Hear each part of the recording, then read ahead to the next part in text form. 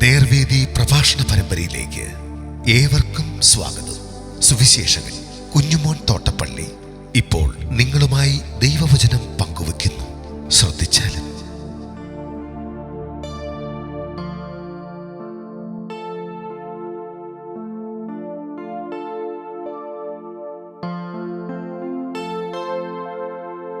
ക്രൈസ്തവ പീഡ ക്രിസ്തുവിൻ്റെ വീണ്ടും വരവിൻ്റെ അടയാളം. ദൈവനാമത്തിന് മഹത്വമുണ്ടാകട്ടെ. മത്തായി എഴുതിയ സുവിശേഷം 24-ാം അധ്യായത്തിൻ്റെ 9-10 വാക്യങ്ങൾ വായിക്കുന്നത് ശ്രദ്ധിച്ചാലും. അവർ നിങ്ങളെ ഉപദ്രവത്തിന് ഏൽപ്പിക്കുകയും കൊല്ലുകയും ചെയ്യും. എൻ്റെ നാമനിമിത്തം സകലജാതികളും നിങ്ങളെ പകയ്ക്കും. പലരും ഇടറി അന്യോന്യം ഏൽപ്പിച്ചു കൊടുക്കുകയും അന്യോന്യം പകയ്ക്കുകയും ചെയ്യും. കള്ളപ്രവാചകന്മാർ പലരും വന്ന് അനേകരെ തെറ്റിക്കും.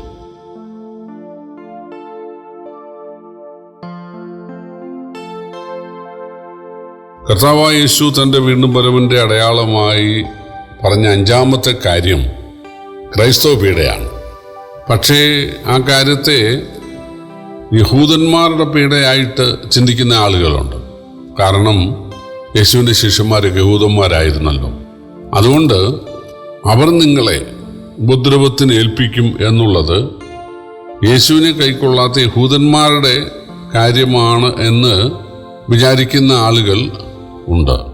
പക്ഷേ കള്ളപ്രവാചകന്മാർ പലരും വന്ന് അനേകർ തെറ്റിക്കും എന്നുകൂടെ അവിടെ ഉള്ളതുകൊണ്ട് തീർച്ചയായിട്ടും അത് ക്രിസ്ത്യാനികളുടെ കാര്യമാണ്, ക്രൈസ്തവരുടെ അല്ലെങ്കിൽ വിശ്വാസികളുടെ കാര്യമാണ്, ദൈവമക്കളുടെ കാര്യമാണ്.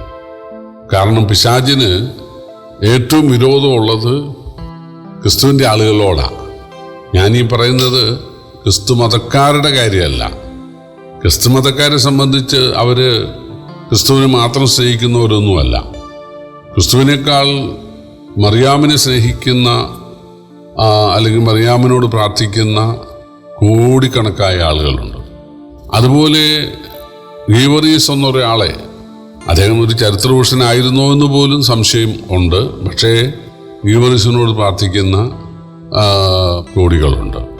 പിന്നെ അപ്പസ്തോലന്മാരെ, പത്രോസിനെ ക്രിസ്തുവിനേക്കാൾ സ്നേഹിക്കുന്ന, തോമസിനെ ക്രിസ്തുവിനേക്കാൾ സ്നേഹിക്കുന്ന ധാരാളം ആളുകളുണ്ട്.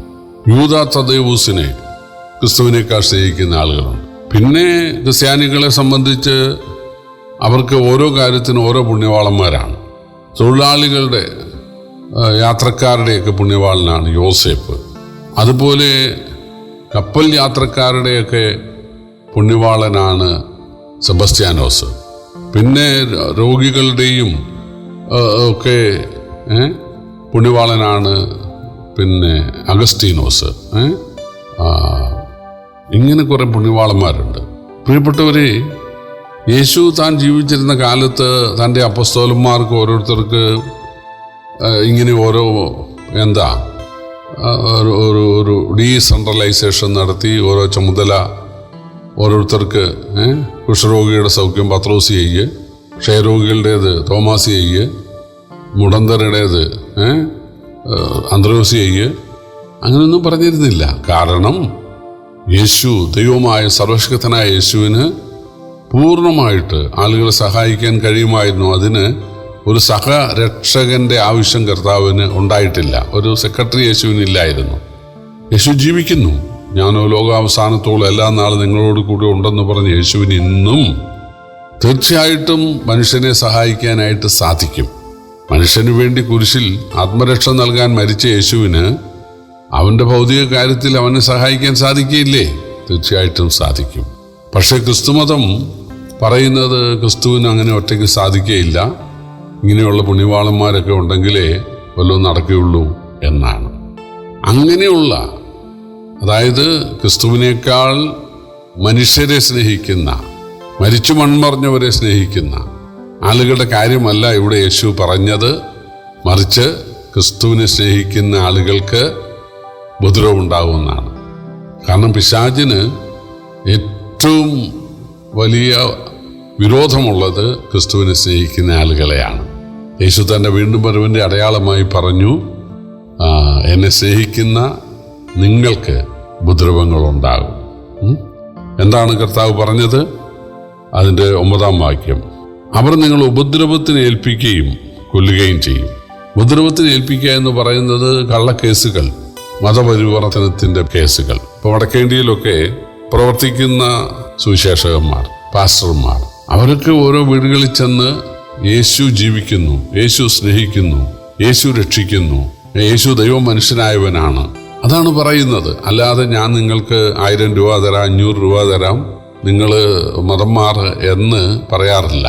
അടുത്ത കാലത്ത് കേരളത്തിലെ ഒരു സമുന്നത നേതാവ്, ഒരു സംഘടനാ നേതാവ് പറഞ്ഞു, ഞങ്ങളുടെ ആളുകളെ പെന്തിക്കോസുകാർ 500 രൂപയും 1000 രൂപയൊക്കെ പിടിച്ചോണ്ട് പോവുകയാണ്. അത് കേരളത്തിൽ അങ്ങനൊരു കാര്യമില്ല. അവരിതുവരെ അവർ പഠിപ്പിക്കപ്പെട്ടത്, അവർ ഉപദേശിക്കപ്പെട്ടത് അത് അബദ്ധമായിരുന്നു. യേശുവാണ് സത്യം എന്നവർക്ക് മനസ്സിലാകുന്നു. കാരണം അവരുടെ രോഗത്തിന് യേശു സൗഖ്യം നൽകുന്നു, അവരുടെ സാമ്പത്തിക പ്രശ്നത്തിന് യേശു സൗഖ്യം നൽകുന്നു, പരിഹാരം വരുത്തുന്നു. അതുപോലെ അവരുടെ കുഞ്ഞുങ്ങളുടെ വിദ്യാഭ്യാസത്തിന്, അവരുടെ വീടിൻ്റെ കാര്യത്തിനൊക്കെ പ്രാർത്ഥിക്കുമ്പോൾ യേശു സഹായിക്കുന്നു. അതുകൊണ്ട് ആളുകൾ അബദ്ധങ്ങൾ ഉപേക്ഷിച്ച് യേശുവിൻ്റെ പിന്നാലെ പോകുന്നു. ചിലർക്കത് സഹിക്കുന്നില്ല.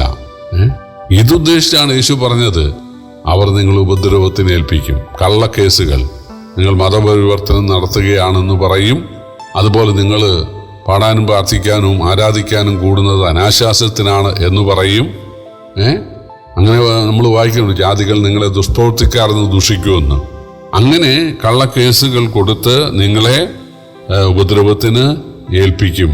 പക്ഷെ ആ കാലത്ത് പലരും ഇടറി അന്യോന്യം ഏൽപ്പിച്ചു കൊടുക്കും എന്ന് പറഞ്ഞാൽ ഈ സഭയിലുള്ള ആളുകൾ തന്നെ ചതിക്കാൻ ഇടയാകും. കാരണം വാസ്തവമായ യേശുവിനെ രക്ഷകനായി സ്വീകരിക്കാതെ ഇതിനകത്ത് കടന്നു കൂടിയ ആളുകളുണ്ടല്ലോ, പ്രത്യേകിച്ച് പെറ്റുപെരുകിയൊക്കെ ഇതിനകത്ത് കൂടിയ ആളുകളുണ്ട്. അവരൊക്കെ ഏൽപ്പിച്ചു കൊടുക്കും, അന്യോന്യം പകയ്ക്കുകയും ചെയ്യും.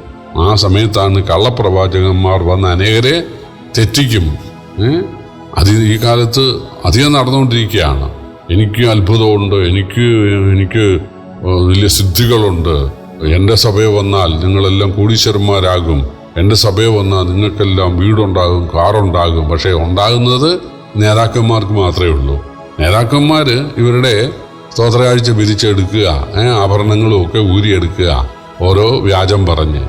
യേശു ഒരിക്കലും ആരുടെ ആഭരണം ഊരിയിട്ടില്ല, ആഭരണം ഊരി വാങ്ങിച്ചിട്ടില്ല, അപ്പോസ്തലന്മാരും ചെയ്തിട്ടില്ല. അവർ സ്തോത്രകാഴ്ച എടുത്തിട്ടേ ഇല്ല. ഇന്ന് സ്തോത്രകാഴ്ചയില്ലാത്ത, ഭണ്ണാരക്കുറ്റിയില്ലാത്ത ഏതെങ്കിലും ഒരു ക്രിസ്തീയ പ്രസ്ഥാനമുണ്ടോ? ഇല്ല. എല്ലാവർക്കും വേണ്ടത് നടവരവാ.